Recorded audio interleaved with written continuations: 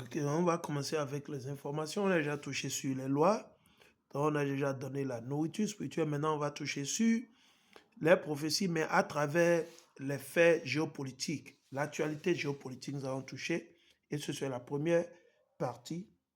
J'avais déjà touché sur certaines. Il dit, les Ougandais ont voté lors d'élections cruciales le 15 janvier 2026. Le président Yoweri Museveni au pouvoir depuis 1986. Imaginez. C'est fou, quoi.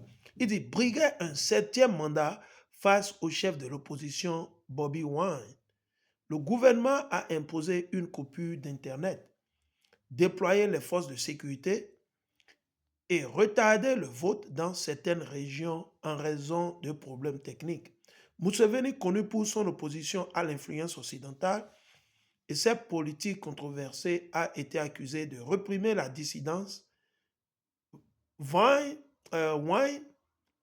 qui a perdu les élections de 2021, a menacé de manifester en cas de fraude, ce qui a provoqué une réaction ferme de Museveni. Donc, vous voyez déjà, seul Dieu sait ce qui se passe. On va continuer.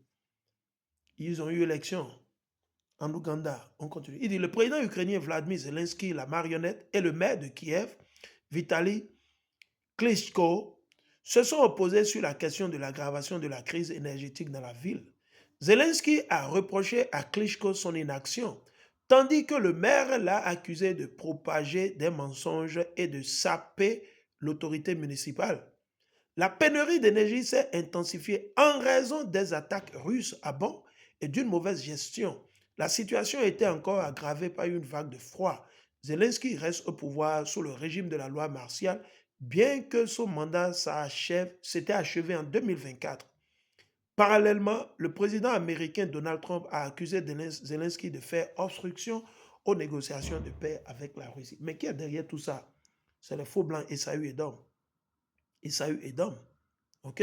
Alors, on va continuer ici. Il dit, le nouveau ministre ukrainien de la Défense, Mikhail Fedorov, a mis en lumière de graves problèmes d'effectifs et de financement au sein des forces armées, notamment la présence de 2 millions d'insoumis et de 200 000 déserteurs. Il a insisté sur la nécessité d'une réforme urgente face à un déficit budgétaire de 300 milliards de hryvnia.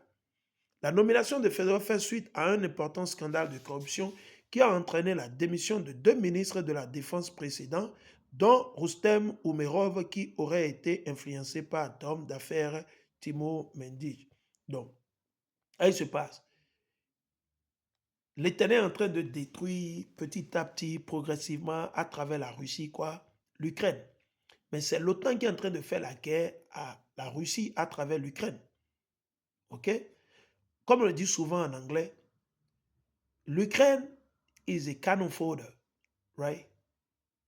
Ukraine is a cannon fodder, that's all. Mais les gens ne comprennent pas.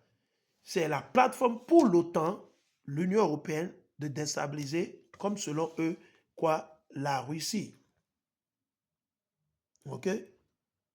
Il dit, le gouvernement britannique prévoit de relever de 55 à 65 ans l'âge limite de mobilisation des réservistes. Imaginez.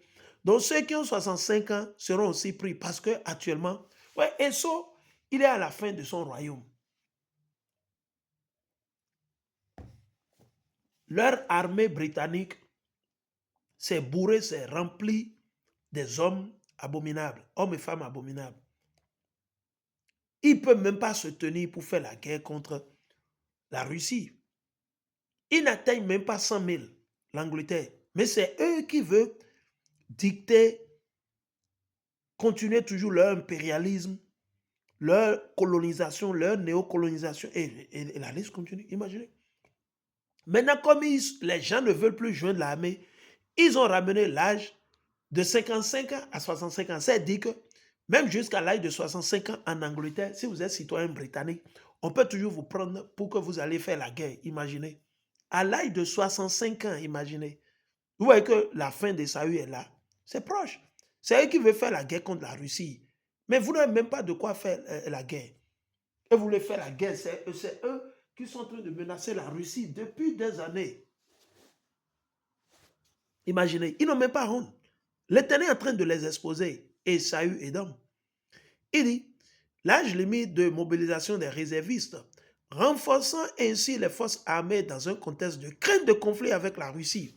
Cette mesure inscrite dans le cadre d'une nouvelle loi sur les forces armées vise à améliorer la capacité opérationnelle en abaissant le seuil de mobilisation afin d'y inclure les préparatifs de guerre, alors que l'armée britannique n'a jamais été aussi réduite depuis plus de 200 ans. C'est Dieu qui les a réduits. Le pays a été un soutien majeur à l'Ukraine et a justifié son intervention par la crainte d'une future attaque russe en Europe.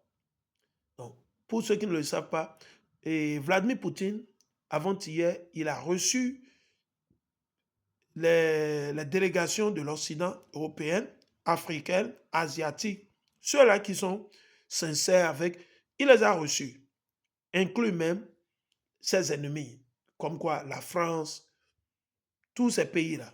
Ils ont envoyé leur ambassadeur, leur représentant ou leur premier ministre ou ministre des Affaires étrangères ou quoi c'est. On va le lire. Donc voilà une des déclarations du président Poutine lors de cet événement qui a eu lieu, qu'il a fait. Ok, il a organisé, il a invité tous ces gens à venir et ils ont amené leurs doléances et il les a reçus. Il dit, le président russe Vladimir Poutine a averti que la situation mondiale se détériore de plus en plus. Ah oui, il n'y aura pas de paix, on vous l'a déjà dit. Avec une intensification des anciens conflits et l'émergence de nouveaux foyers de tension. Ah bon? Il veut détruire.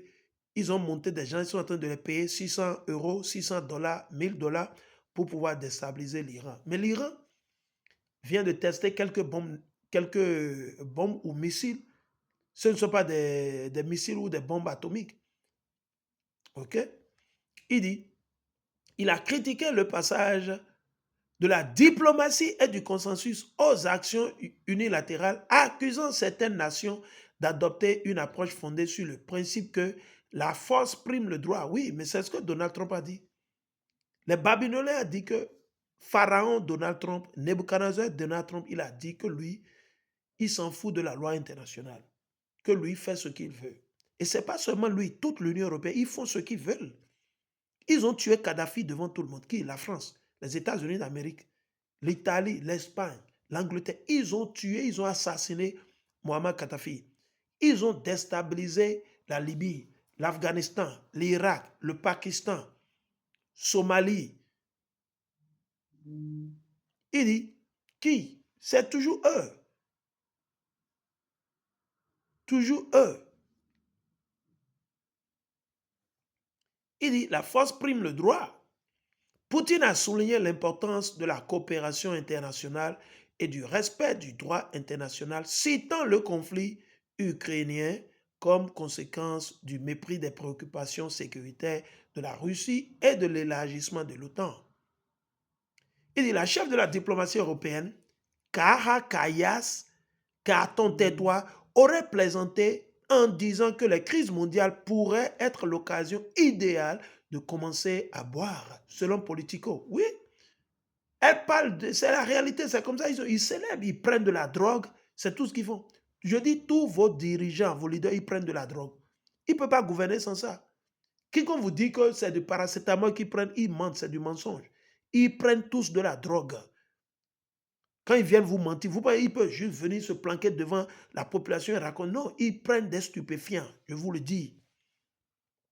Il dit, cette déclaration intervient alors qu'elle fait face à des appels à la démission concernant sa gestion de la politique étrangère. Les tensions s'exacerbent à l'échelle mondiale. Elle ne fait que qu'attiser le feu. Elle veut la guerre, veut tuer les gens. Elle est contente que les Ukrainiens soient en train de mourir. Il dit, avec les conflits en Ukraine et à Gaza et les critiques à l'encontre du leadership européen, parallèlement, une vidéo devenue virale montrerait plusieurs dirigeants occidentaux en possession d'objets présumés liés à la consommation de drogue. Je vous ai dit, non, ils le font. Ce qui a suscité des démentis et des accusations de désinformation des responsables russes suggèrent que cette vidéo explique la politique occidentale. Et c'est comme ça. C'est des drogués. Ils sont en train d'utiliser la drogue.